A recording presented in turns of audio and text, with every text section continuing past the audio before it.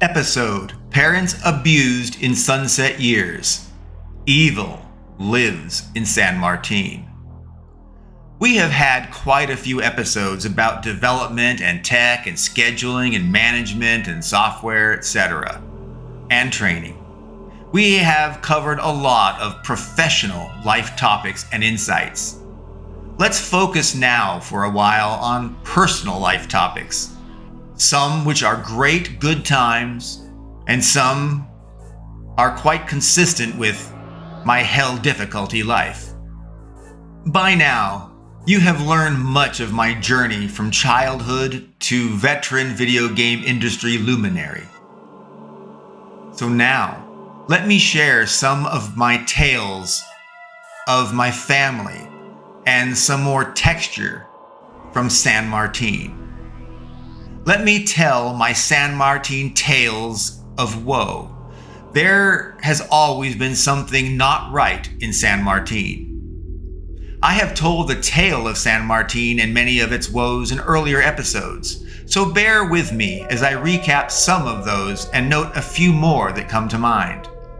On day one of moving into San Martin, the prior owner of the house was apparently a county deputy, which we had learned after buying the house. He had some job issues, though, that resulted in his leaving the sheriff's department and selling his house, apparently under a dark cloud. We never knew what the deputy's issues might have been. The neighbors called him Mr. Useless, evidently because his real name was Mr. Eustace, or something like that, and because his public failings were so visible. The community branded him Mr. Useless. Well, a few examples of Mr. Useless's carelessness were things that he left behind when he moved. I found a drawer with pistol and rifle bullets, even hollow-tipped and blue-tipped incendiary rounds. And I found a pistol holster, but no gun. I discovered an old scythe, like the one that Death wields as he takes the souls of the recently deceased, and a hand scythe which is called a sickle as well. And there was a hole in the ground in the backyard that went very deep into the earth. It turned out it was an uncapped, uncovered well. Yeah, real safe. It was a super deep hole in the ground with no warnings, no signage, no flags, nothing. There was the terror of its tunnels filled with black widows with a concrete building that was next to the house. There were tens of thousands of bees in a hive living inside the house wall. We lived in fear of my eldest sister's drug-damaged, addled brain driving her to psychotic, violent episodes, delusions, and even hallucinations. After all, she did stab her boyfriend and go to prison for it, albeit for a brief window. Neighborhood kids shot firearms willy-nilly. One incident struck a woman in her face, rendering life-altering damage for the rest of her life. Teenagers drove motorcycles and dune buggies like a Honda Odyssey around the rural streets and spaced-out neighborhoods, usually to visit or just pick up friends. But some rowdy teenagers would take to the busier neighborhoods or even schools and drive wildly, revving their engines everywhere, racing against each other and driving in donuts or circles in school and church parking lots.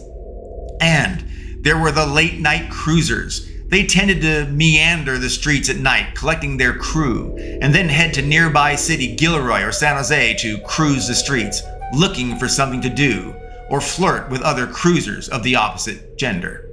Either of these activities would be fine, were they not putting other people and property in danger, and otherwise congesting the roadways and burning fuel for absolutely nothing but the chance to flirt with crime and maybe some girls. Undocumented immigrants and the cowboys, where I lived in San Martin, were constantly fighting. Everyone carried knives, even guns. Even I, nicknamed the Little Professor, carried a knife, even to school.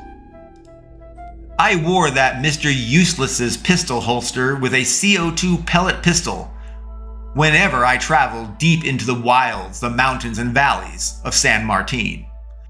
It's worth noting that I did not carry a real firearm, just a CO2 pellet pistol, especially in California.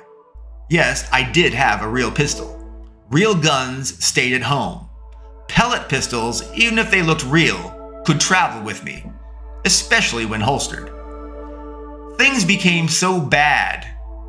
The junior high and high school eventually installed metal detectors due to conflicts and threats and injuries of students.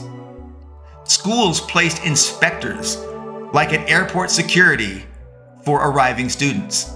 And they installed prison-like cyclone fences enclosing the entire campus with locks.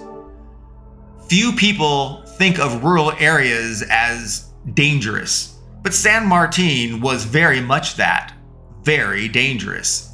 One high school student's head was cracked in a school fight, of which there were many. Vandalism and theft were everywhere.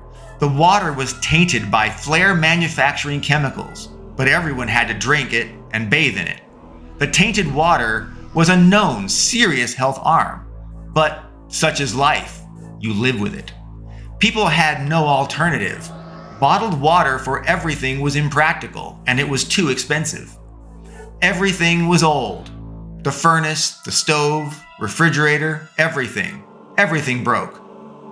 And it had to be fixed, and then break again, and so on. The consequence: my mother would save old refrigerators and appliances and leave them all throughout the backyard because they were spare parts when the next break happened. San Martin represented a brutal, raw life and death environment for animals and sometimes people. Family fights and conflicts were so bad that I was given a real firearm, a pistol. My windows were curtained to hide visibility, and my door had a deadbolt added. You never knew when my psychotic sister or one of her druggy friends might decide to enter the house, even my room, even assault me or someone in the house. Let me repeat that. Yes, I had a nightstand by my bed, and inside that nightstand was a pistol, just in case. And we had no money. We were poor.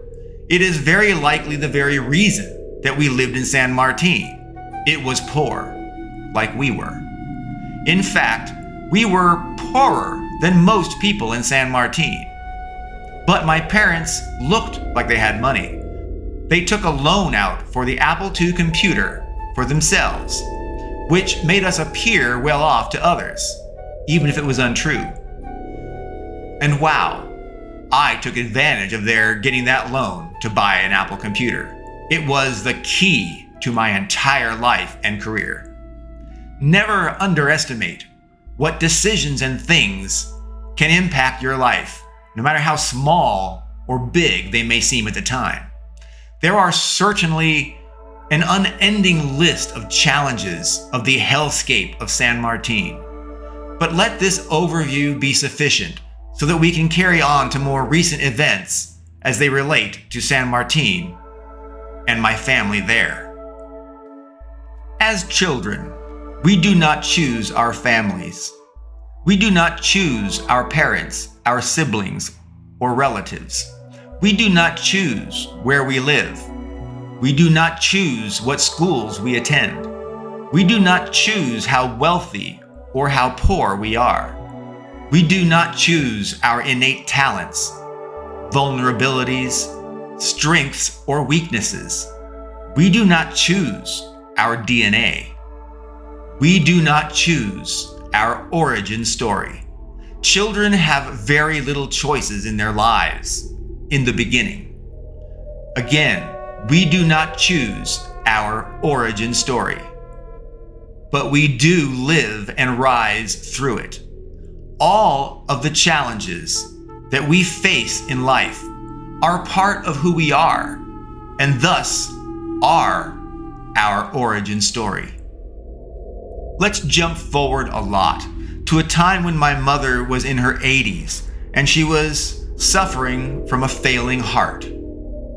My mother had delayed dealing with her flagging heart so long that the doctors concluded she would die unless she had open heart surgery.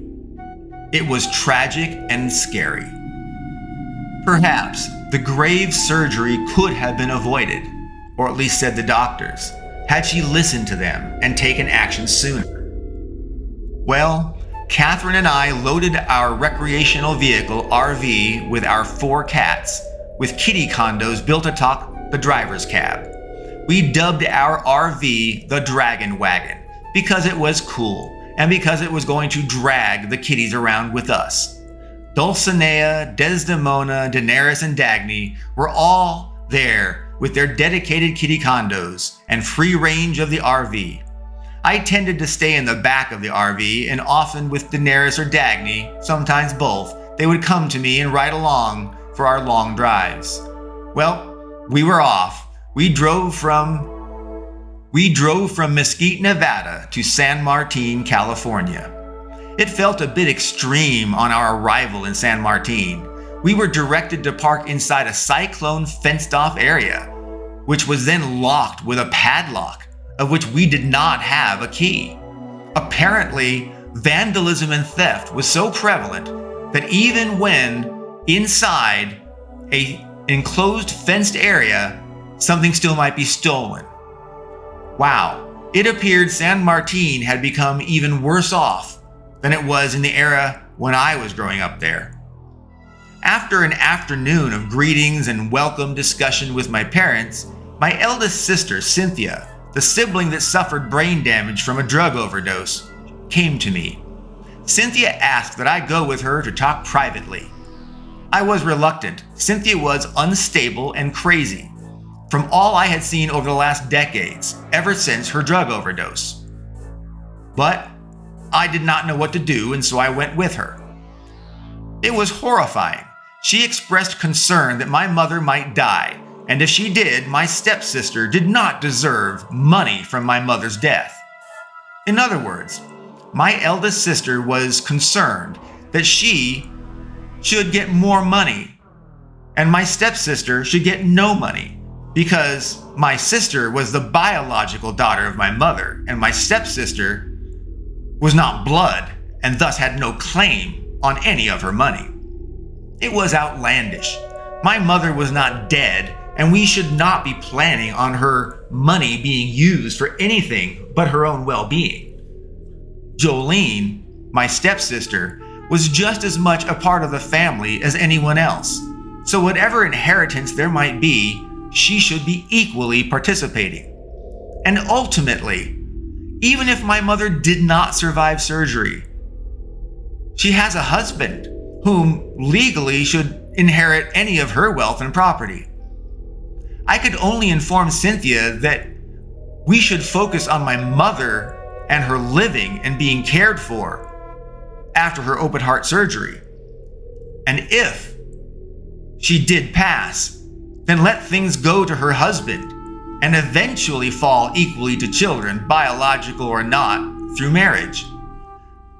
Cynthia was not happy with my response. I do not recall the circumstance or details, or even if there was actual meriting justification, but there was a conflict with Cynthia, with the household during our visit. Catherine, my wife, decided that she would try and be a peacekeeper and offer Cynthia support and see if there was anything that she could do to mediate the situation. However, Cynthia greeted Catherine with what was described as demon eyes. Cynthia was wild and crazy. She was spiraling, decompensating. She was out of control. Catherine literally feared for her well-being, if not her life. She disengaged and fled back to the RV for safety. We did have a registered legal firearm in the RV, should anything happen. I knew going to San Martin, it is possible we might need a firearm. I think Cynthia's demon eyes moment made Catherine realize Cynthia was truly, unquestionably insane. She saw how Cynthia could flip out in a heartbeat from seemingly normal states to a raging Mad Hatter. Catherine was justifiably afraid, if not terrorized, by Cynthia. She asked that we leave San Martin that night immediately. She feared that Cynthia might act on her crazy demon eyes, perhaps when we were sleeping. And we vowed to never return to San Martin because of Cynthia and her demon eyes. Evil lives in San Martin.